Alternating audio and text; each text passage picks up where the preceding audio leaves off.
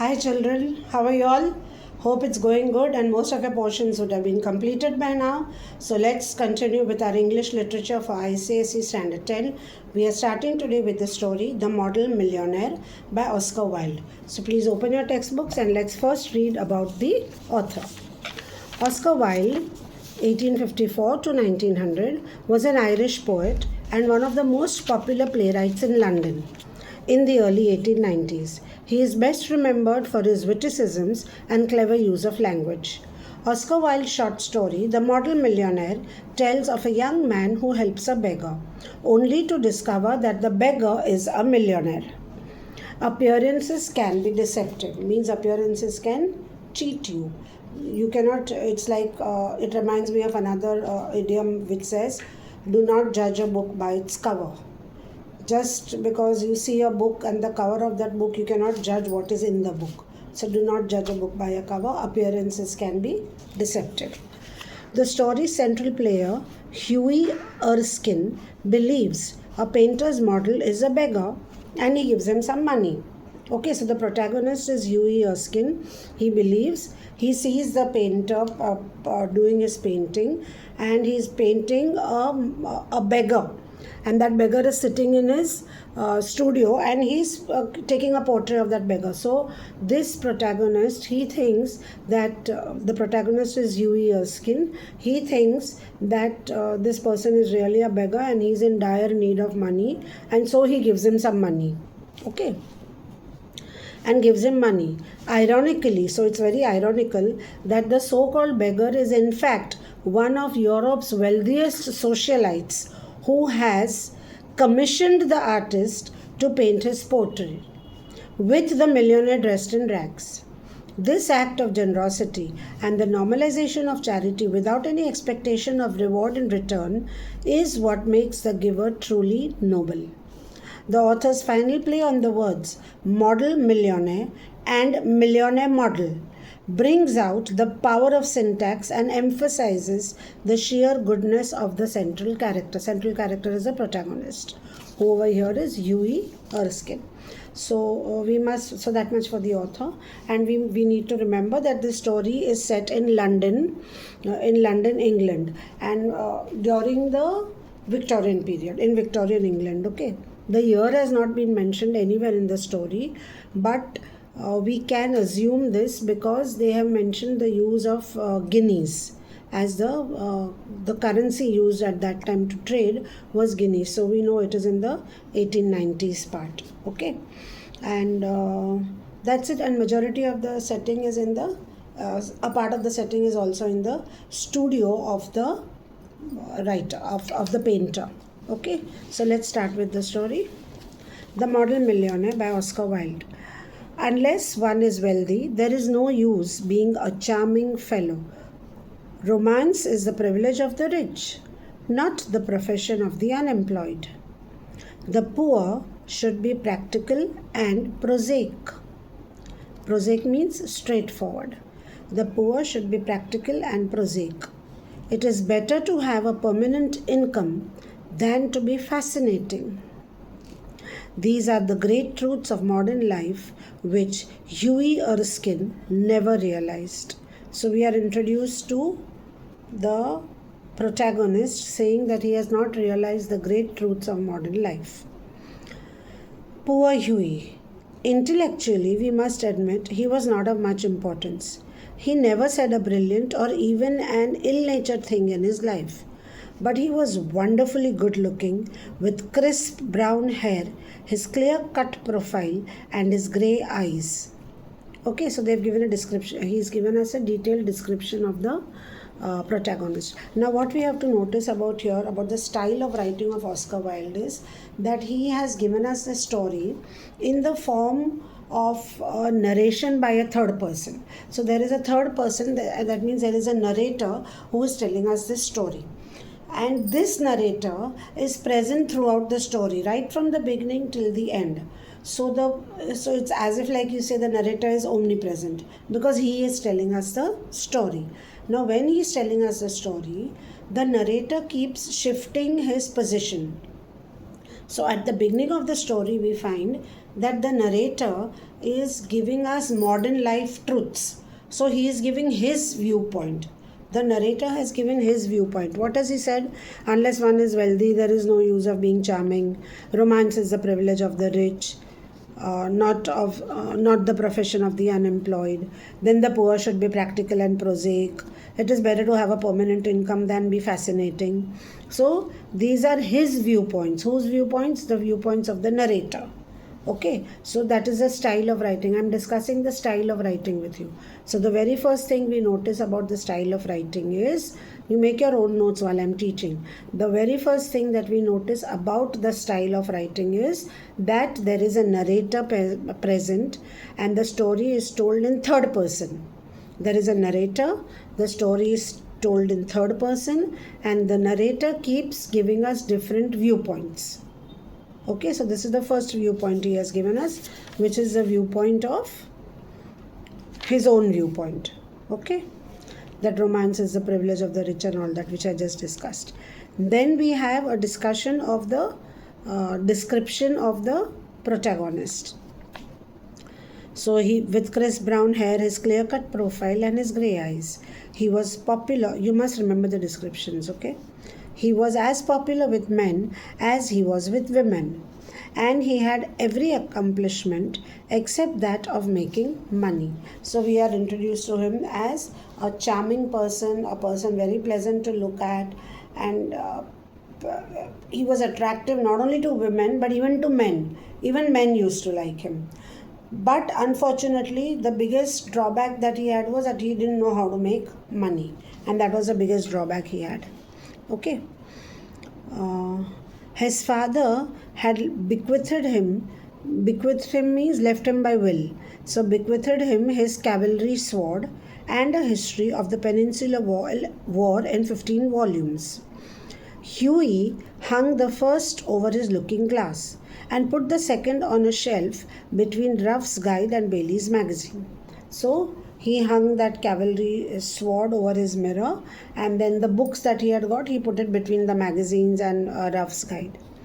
And lived, these are two magazines, and lived on 200 a year that an old aunt had allowed him. He had everything.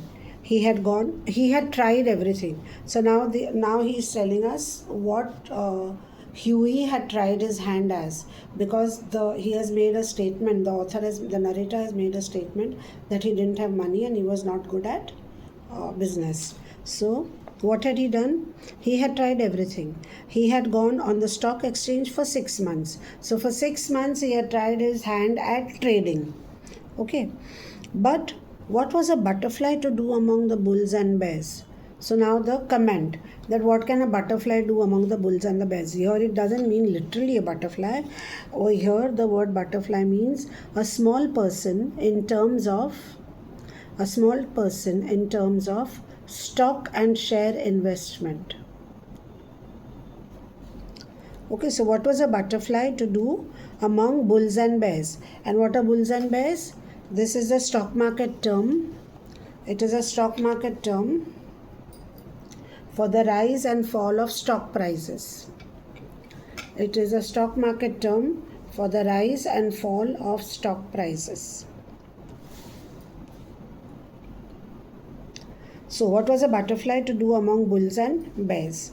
He had been a tea merchant for a little longer, but soon tired of the Pekoe and Souchong. These are two different varieties of tea. So he had tried selling tea also. He had been a tea merchant. Then he had tried selling dry sherry. Dry sherry is a type of a wine which is not very sweet. So he had tried to sell that also, but of no avail. That did not answer. The sherry was a little too dry. Ultimately, he became nothing. A delightful, ineffectual young man with a perfect profile and no profession. Okay, so we have been given an entire exposition of our protagonist, who is Huey Erskine. We have got his entire. Now, as far as the narration is concerned, like I explained to you the first part of the story. In the first part, where the narrator is omnipresent and he is giving his views. Secondly, see over here also. He was a butterfly. What was a butterfly to do among bulls and bears? Now this is also a narrative style where the narrator means where the author has made the narrator use contrast. Okay, so he's contrasting two things. What are the two things he's contrasting? The butterfly means a small person in the stock market to the bulls and bears, to the rise and fall of the stock market. So you can mark over there, was a butterfly to do among bulls and bears, and that is the, for style you can write it as a contrast style. The author has used the style of contrasting. Okay. So once the author has used the style of his narrator giving us different viewpoints, he has used the style of contrasting. So this is the first example. Was a butterfly to do among bulls and bears. There is another example of the same style of contrast in the last sentence where he says, he was a young man with a perfect profile and no profession. So again, perfect profile, no profession. So again there is a contrast. His profile was perfect but he had no profession. So this is a style of narration when we talk about the style that has been used. Okay. To make matters worse, he was in love. The girl he loved was Laura Merton. Now we come to his love life. The daughter of a retired colonel who had lost his temper and his digestion in India. So we are introduced to the person whom he loves. Now whom does he love? He loves a girl called Laura Merton. And who was Laura Merton? She was a daughter of a colonel in India. Why have I asked you these simple questions? Because I want you to note the words in India. That means he's talking about the time when India was a colony and the Britishers were in India. So at that time the colonel was posted in India. Okay. That is why I have mentioned it. And had never found either of them again. So he had lost his temper and digestion in India and never found them again. Laura adored him and he was ready to kiss her shoestrings. So Laura just adored him, and similarly he also was ready to kiss her shoestrings. Now this is again a style of narration, a narration style. The literary device that has been used over here in the style is hyperbole. You all know what's a hyperbole, right? It is a form of exaggeration to show an intense feeling. So here it is an exaggeration to show an intense feeling that he was ready to kiss her shoestrings. It does not literally mean he is going to kiss her shoestrings. It is an exaggeration to show the intensity of feelings. So this is also, you can mention this also in style, that is hyperbole. He has used hyperbole. They were the handsomest couple in London and not a penny piece between them. So even though they were the best couple, good to look at, everything, but they didn't have one penny also. Okay. The colonel was very fond of Hughie, but would not hear of engagement. So the colonel was very fond of Hughie, he liked him, but he did not want to hear of any engagement. Why? He said, "Come to me, my boy, when you have got 10,000 pounds of your own, and we'll see about it," he used to say. So he said, when you have 10,000 pounds of your own, that time you come to me and I'll consider whether I can get you engaged or married to my daughter. Okay. And Hughie looked very glum on those days and had to go to Laura for consolation. So the only person who would console him was his wife, his girlfriend, Laura. So after hearing these words from his girlfriend's father, he used to feel very sad and he used to ultimately go to Laura only, and Laura used to console him. One morning, as he was on his way to Holland Park, where the Mertons lived, he dropped in to see a great friend of his, Alan Trevor. Trevor was a painter, but he was also an artist, and artists are rather rare. So Alan Trevor was a painter and he was also an artist. So he was not just a person who did painting, but he also did drawing. So he was an artist also, and artists are rather rare. So he goes to Holland Park, underline, he goes to Holland Park where the Mertons lived, and on the way he goes to meet his friend Alan Trevor. So we are again introduced to Trevor. Who was Trevor? Trevor was a painter and also an artist. Personally, he was a strange, rough fellow. Now we have a description of this painter, of Alan Trevor. So in the style, when you are discussing the style of narration, or what is the style of this story, you can write one more thing, that he has the habit of giving detailed descriptions. Everything is given in great detail. Like for example, the examples you can give for that is the detailed description that he has given of the protagonist in the first part. Then he is giving us again a detailed description of the protagonist's friend, that means of Alan Trevor. We'll see that, see. However, personally he was a strange and rough fellow with a freckled face. Freckled face means, you know what are freckles. And a red ragged beard. Red ragged beard means it was an unkempt beard. However, when he took up the brush, he was a real master, and his pictures were eagerly sought after. So his pictures were something which people were eagerly after. They were in great demand. Okay. He had been very much attracted by Huey at first. So this Alan was first attracted by Huey. It must be acknowledged at first, must be acknowledged entirely on account of his personal charm. The only people a painter should know, he used to say, are people who are beautiful, people who are artistic, who have an artistic pleasure to look at, and an intellectual repose to talk to. So what were his terms and conditions for knowing people? He said that people should have a personal charm. The people a painter should know are those people who look beautiful, who have an artistic pleasure, and who are an intellectual repose to talk to. Men who are dandies and women who are darlings rule the world. At least they should do so. So men who are dressed very well, dressed smartly and all, and women also who dress up very well and all, they are darlings and they should rule the world. However, after he got to know Huey better, he liked him quite as much for his bright, buoyant spirits and his generous, reckless nature, and had given him the permanent entry to his studio. So, first sight, he liked him for those physical appearances. And then when he got to know his nature, buoyant nature, his cheerful nature, he was very happy with him. Who was very happy? Alan was very happy with, Alan Trevor, the painter, was very happy with Huey. And he said that, okay, you have a permanent entry to my studio. Whenever you want, you can enter my studio. When Huey came in, he found Trevor putting the finishing touches to a wonderful life-size picture of a beggar man. So this again, the earlier paragraph which we read was again detailed description. You find this everywhere.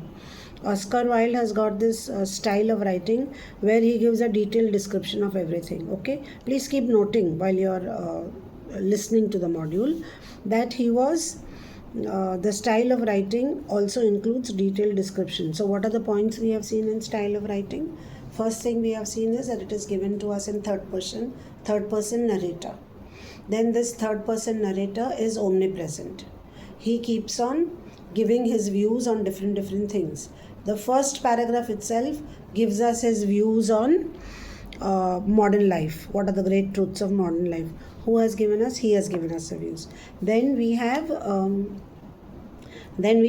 the comment on the style of writing is that he has used, means the author has used a style of writing where he contrasts things. Okay, I've given you the example of contrast. Then third, I've told you that the style of writing is a detailed description of everything. He gives detailed descriptions. I've given you 2 examples. Now we continue. When Huey came in, he found Trevor putting the finishing touches to a wonderful life-size picture of a beggar man. The beggar himself was standing on a raised platform. Now see here again, detailed description of where the beggar was standing, what was he doing. Okay. So again, this is also an example, and it's also an example of the device of visual imagery, because the way he says it, the way he has written it is that the beggar himself was standing on a raised platform in a corner of a studio. So he was standing on a raised platform in one corner of the studio, and he was a wizened old man. Wizened means shriveled. He was a shriveled old man with a face like wrinkled parchment. So his face had a lot of wrinkles on it. Okay, and a most piteous expression means an expression which would make you pity him. Okay, over his shoulders was flung a brown cloak, all tears and tatters. There was a brown cloak on his shoulder which was all tears and tatters. With one hand he leaned on a rough stick, and with the other he held out his battered hat for arms. So you can imagine that man standing right in front of you on a raised platform. He's standing, he's shriveled, he's wizened, and he is holding he has a torn and tattered cloak, and he's holding his hand out for arms, his hat out for arms, with one hand standing on his wooden stick. So all that, again, it's a detailed description, and also we can say you can write that as a visual imagery, because you can literally visualize the beggar standing in front of you in the corner of a studio. So this is also an example of visual imagery, the visual imagery device used by the author Oscar Wilde. "What an amazing model," whispered Huey as he shook hands with his friends. So now Huey is ekdam like, wow, what an amazing model you've got. "An amazing model?" shouted Trevor at the top of his voice. "I should think so." So you notice a contrast over here? "What an amazing model," whispered Huey. And then Trevor is saying, "An amazing model," shouted Trevor. So the contrast in the pitch. Okay, top of his voice. "I should think so. Such beggars are not to be met with every day." He's saying, yes, my model is very amazing, because I don't think that we can meet such beggars every day. Why? Because he is a living Velasquez. Now, Velasquez is a famous Spanish artist who was known for his portraits. So he's saying, oh, he is a living Velasquez. My stars, what an etching Rembrandt would have made of him. Now, children, etching is a printmaking technique where you have a particular piece of metal, and then you draw on that, and then the rest of the part which you don't want, those are removed using acid. So it etches up. Understood? So that entire thing comes up on metal. So it's an etching. Write down the meaning of etching. Etching is a printing technique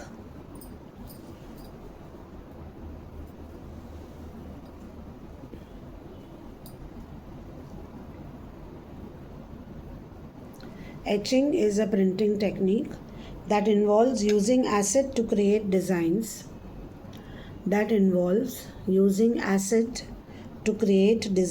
On metal plates. And who was Rembrandt? He was a famous Dutch painter.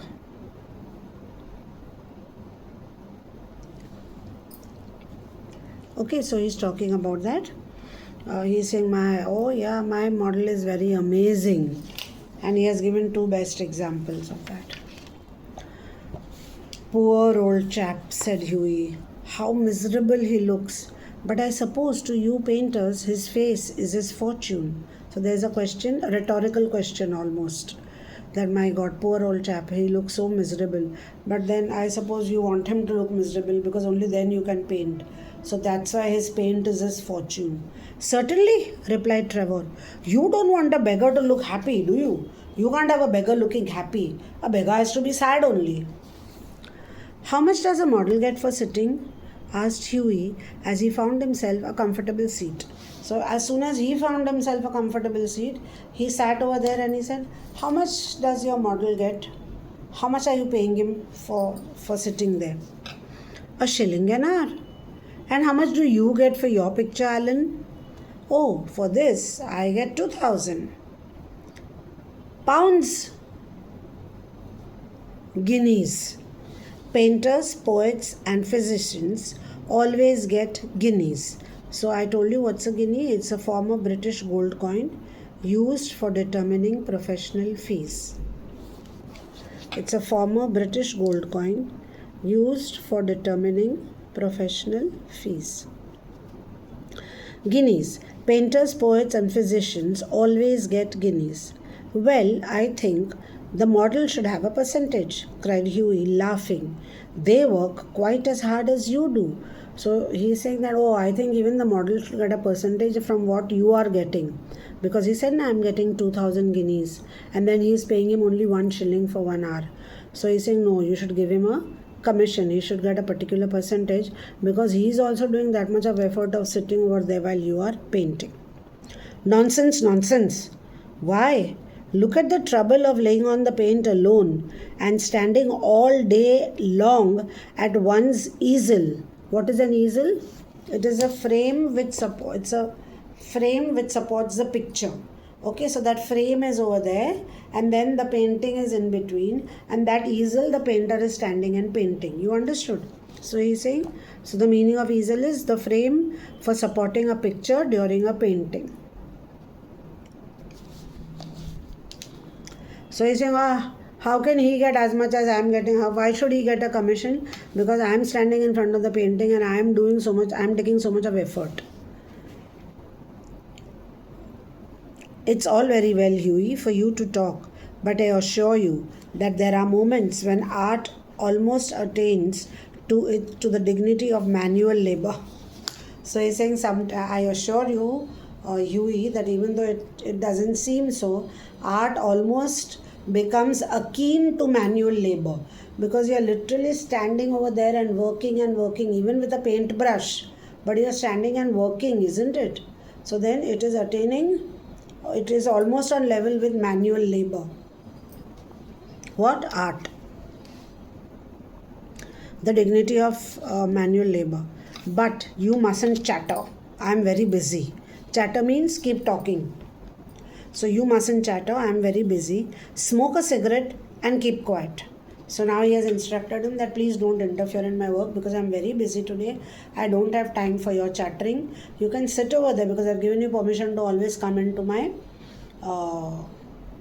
studio. So you come and you sit, but keep quiet. After some time, the servant came in and told Trevor that the frame maker wanted to speak to him. Don't run away, Huey, he said as he went out. I will be back in a moment. So he tells him that Huey, you don't go. The frame maker has come because the picture is almost done. Remember in the beginning he said he was giving the final touches to the picture. So the picture is almost done. So the frame maker has come and he is telling him that I'll go and talk to the frame maker. You don't go away, Huey. You wait over there. I'll speak to him and I'll come back to you. The old beggar man took advantage of Trevor's absence to rest for a moment on a wooden bench that was behind him. So now even the model is also tired. No, he has just been standing over there. So as soon as Trevor left, he found a wooden bench and he sat on that. He looked so forlorn and wretched that Huey could not help pitying him and felt in his pockets to see what money he had. Okay, so he was looking so forlorn, he was looking so wretched, he was looking really so beggarly that all Huey could do was to start searching his pockets. Let me see if I have any money. And he began to look in his pockets. Now here again it is the style of writing where I told you about the omnipresence of the narrator, where he is saying, no, he looks so forlorn and wretched.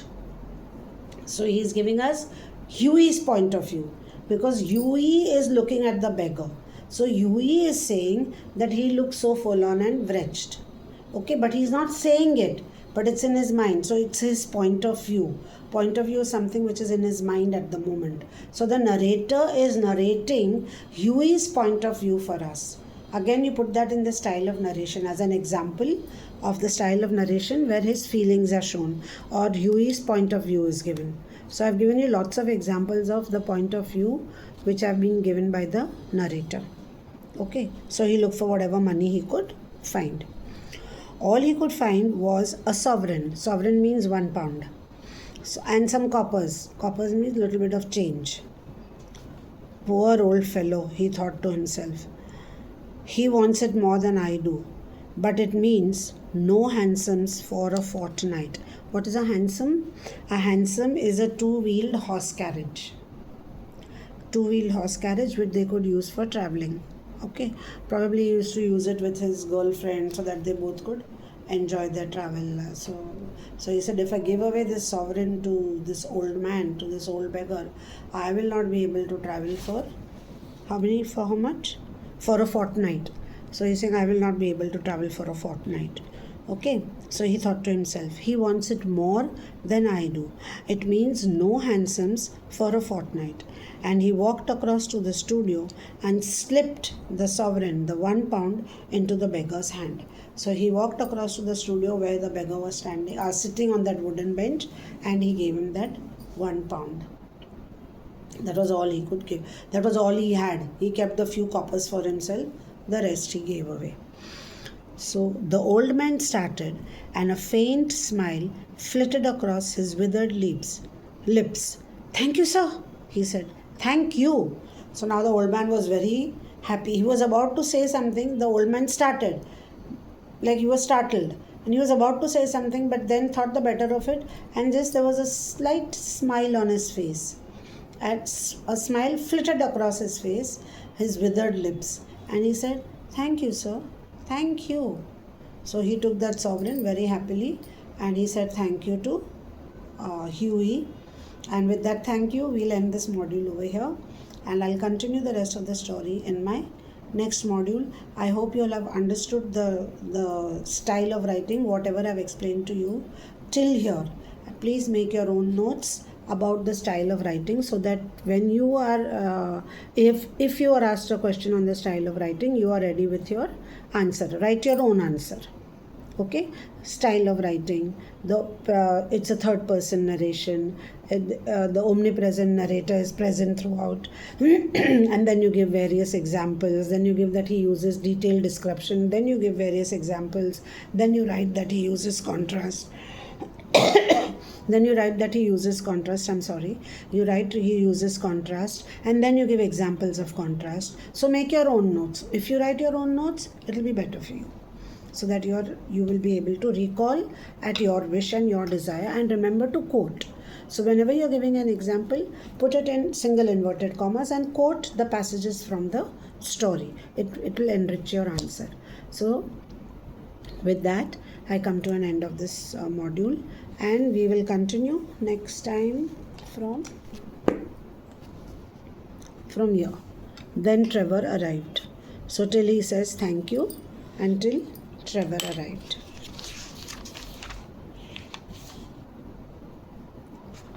Yes. And the themes and all we'll be discussing after we finish the story, because then you'll be able to understand the themes. So see you all again next time. Bye.